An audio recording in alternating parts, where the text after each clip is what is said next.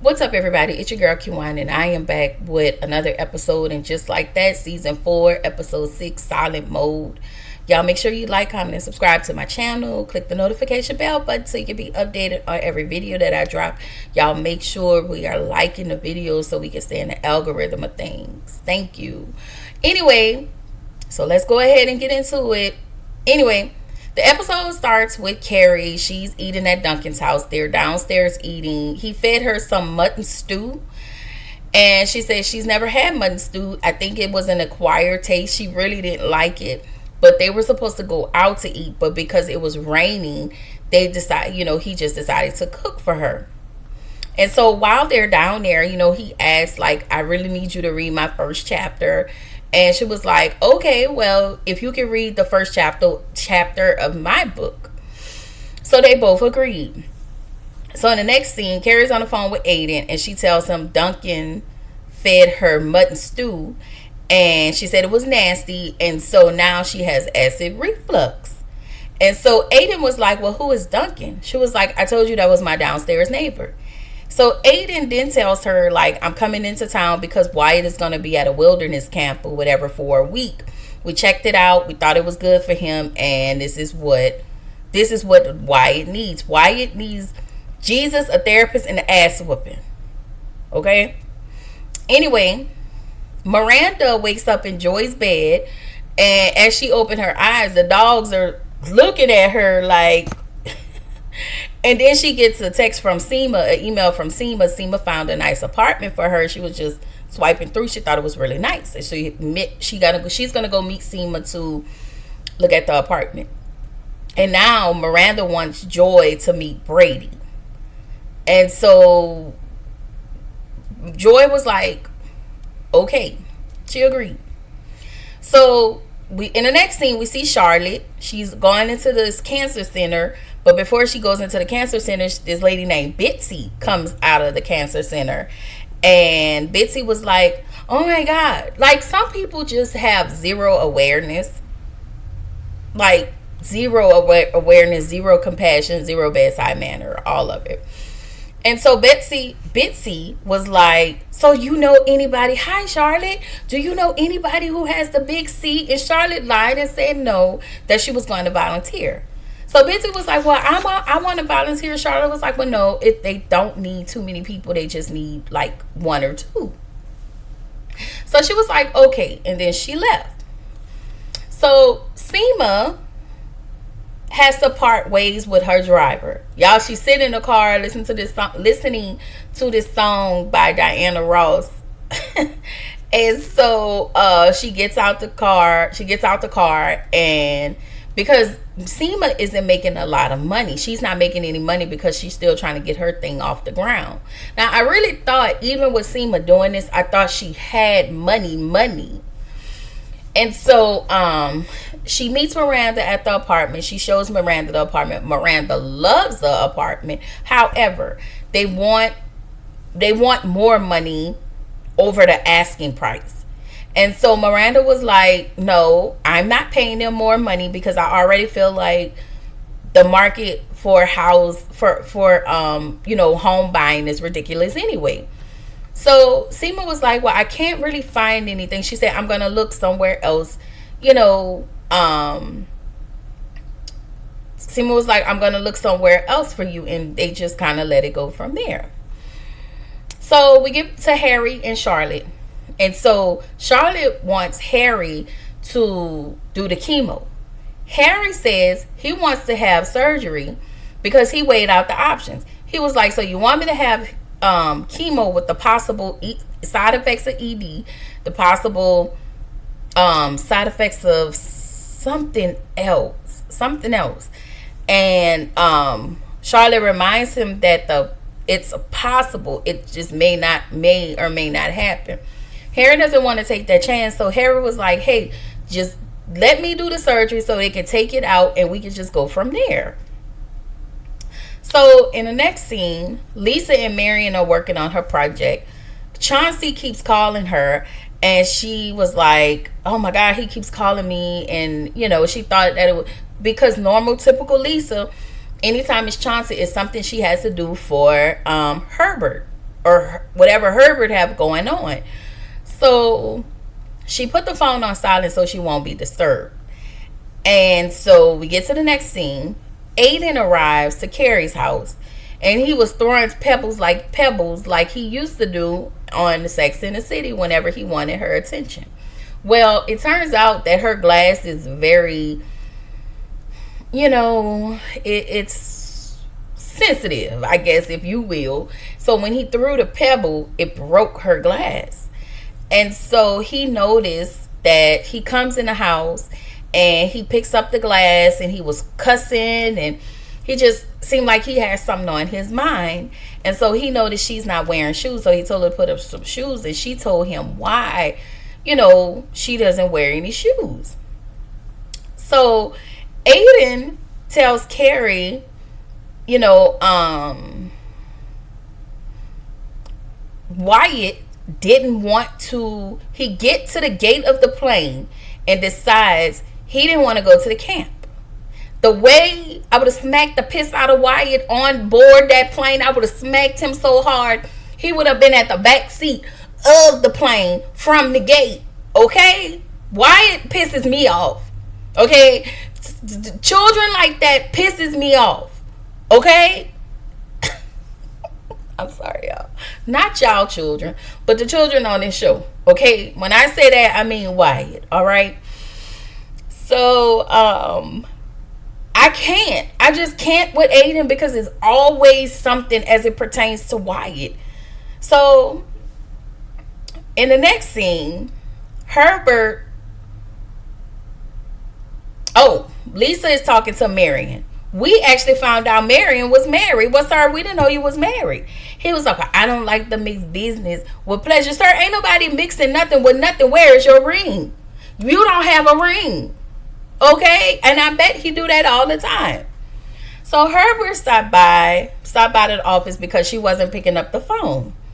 And so Herbert tells Lisa that her dad had a stroke. And y'all know her dad was played by Billy D. Williams. Okay? You gonna let my hand fall off?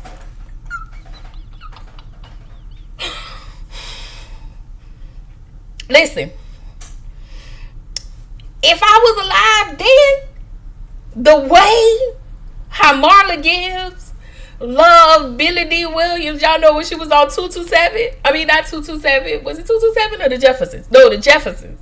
When she was on the Jeffersons and she was in love with Billy D, that would have been me.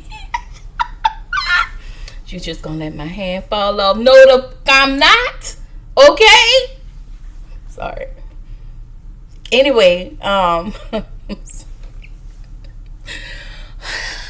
Lisa's dad passed away from the stroke. She breaks down and she cries. And in that moment, y'all, I really, really felt bad for Lisa because she didn't mean to turn her phone off. But on a normal, typical day, everybody's always blowing up her phone. And so she was like, it was just hard for her because she couldn't see her dad in his final moments. And so that hurt her feelings.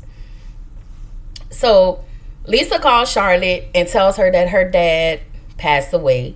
Charlotte sends her condolences, and Lisa is mad because she turned off her phone.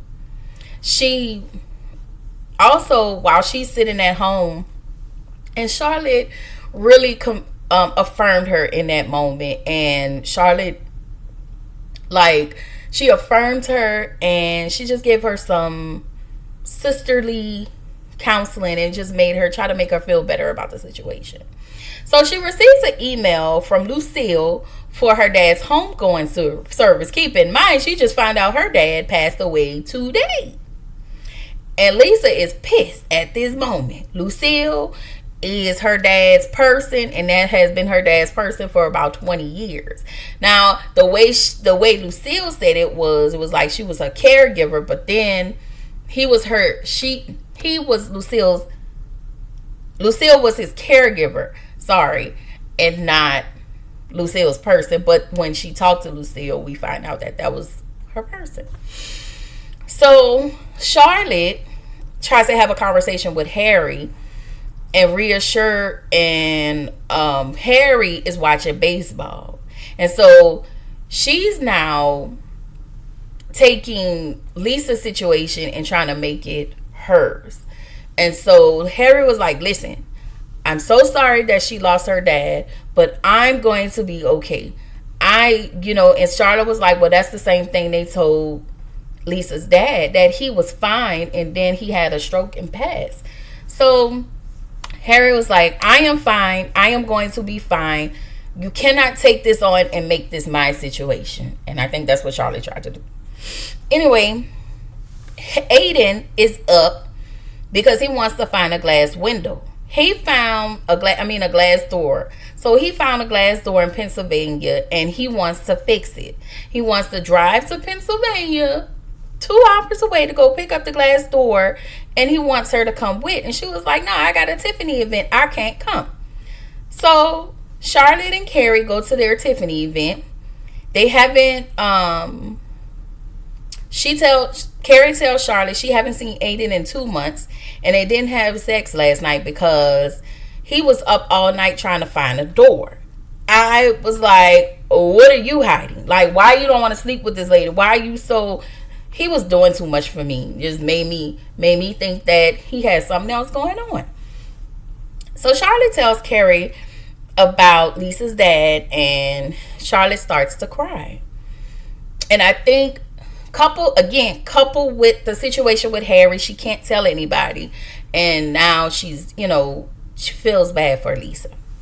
So in the next scene, Lisa meets up with Lucille, and she asks, why is it an invite? Like, why are you inviting me to my dad's funeral instead of me and you planning this funeral? So Lucille was like, listen, over the years, every time I had to do something for your father always told me, oh, don't bother Lisa with that. Don't bother Lisa with that. So when he passed, she just assumed that her father wouldn't want her to bother Lisa with the arrangements. And so Lisa was like, no, you can bother me. That's my dad. Like, I get it, but I just wouldn't have been like, I wouldn't have put nothing together without even calling his only child. Like, that's crazy to me. But I get what she was trying to do, but at the same time, yeah, no. Anyway,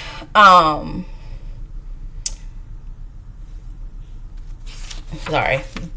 In the next scene, Joy and Miranda wait for Brady to arrive, and Joy has both her dogs with her.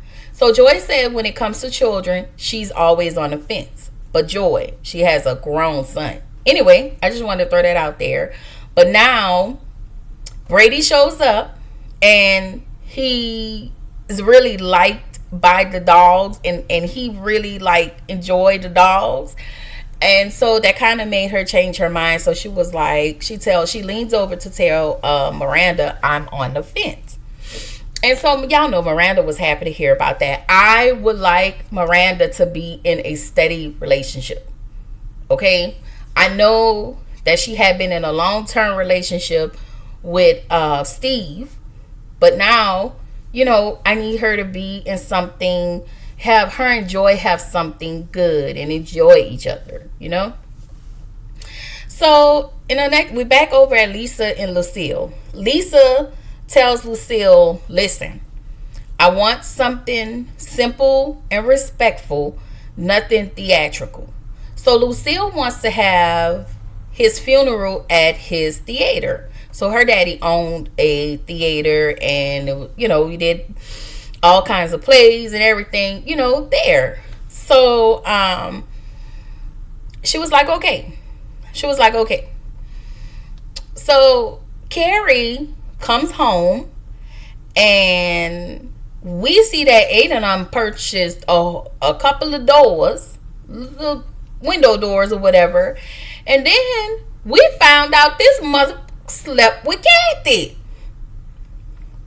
So he tells her Kathy was crying about Wyatt's stupid ass, and so they comfort each other, and they ended up in his bed. And so he was like, it was a mistake. And that's why that I'm thinking that's why he didn't sleep with Carrie that first night, because he had already slept with Kathy.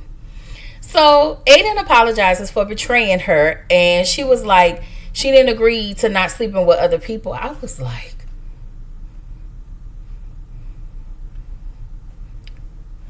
stupid bitches stay. Y'all not a stupid, but she being a stupid bitch. I'm sorry, y'all. It's bad enough that we have this 1,000-mile, 3,000-mile relationship, first of all, and I can't talk to you all the time because you have to cater to your teenage son who choose to be an asshole because you and your wife got a divorce. Anyway,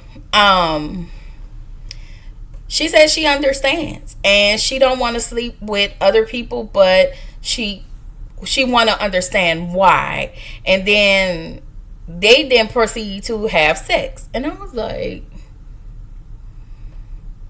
okay, all right. So we get to the funeral. It was actually beautiful. They had him cremated, and Lucille runs the program with Lisa. She tells him, like, you only have 3 minutes to speak. And she was like, 3 minutes? And so everybody, all the gang arrived in support. And when Aiden showed up with Carrie, Anthony's face was like, what? Like, what the hell this doing here? And what you got on? Okay. So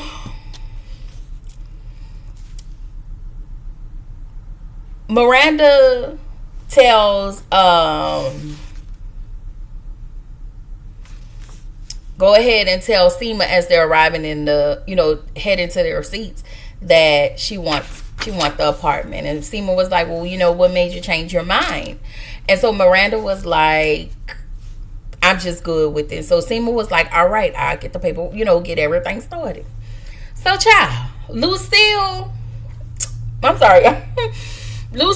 on an entire performance for Lisa's dad's funeral. It's time for Lisa to get up and make her speech. And do her eulogy. And she talked about how her dad is always there for everyone. And so she said how she couldn't be there for her dad. So she really broke down. She couldn't finish. So Herbert stepped in.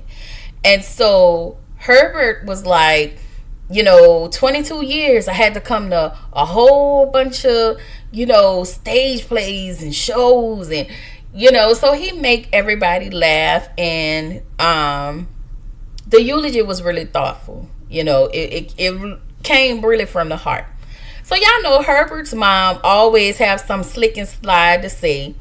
But she tells Lisa, when a person transitions before you can even make it there, that just means they don't want you there. They don't want you there in their final resting state. They actually want you to remember them the way they were. And I can tell y'all, yes, my mom, I would tell anybody this. Before my mom passed, I found she went to New Orleans to visit, and she passed away out there, but she was surrounded with family. And when I made it out there, it was like towards the end of the week, but I made it out there and I was with her the whole day. She heard my voice. She was on a ventilator, but she heard my voice. I was like, if you can hear me, move something. And she moved, I think, her finger, and I want to say her toes. And the next morning, my mom, myself and my kids was there with my mom all, throughout the day. And the next morning, we get a phone call from the hospital letting everybody know that my mom passed. So I can truly understand that. It's been 13 years, so it's been a long time. And I get it. I think she wanted me to remember how she was. And even though I thought that things were going to be okay, I remember all of the good stuff. But I know it was a point when for me, when I saw my mom after she, she passed away and I couldn't see her, that part, I couldn't get that image out of my head for a long time, but I finally did. And so now I remember my mom, how I remember my mom, like who she was on this side of heaven, So I just wanted to say that I just think that is a true statement, and it may not be for others, but for me, I hold that dear to my heart because I felt like my mom was okay. Once she saw me, it was okay for her to let go, and it was one of those things. Anyway, Duncan come. Oh, Duncan downstairs. The downstairs. And I was like, wait a minute. So, y'all, Duncan comes up to bring his copy for Carrie to read. Aiden is in the kitchen. Carrie is asleep. So, he opens the door. And Duncan introduced himself to Aiden. And I want to say Aiden did the same thing. And so, he took the script, put it on Carrie's table, and he fixed the window. So, when Carrie woke up, the window was fixed. Duncan's script was on the table. And she was reading his script.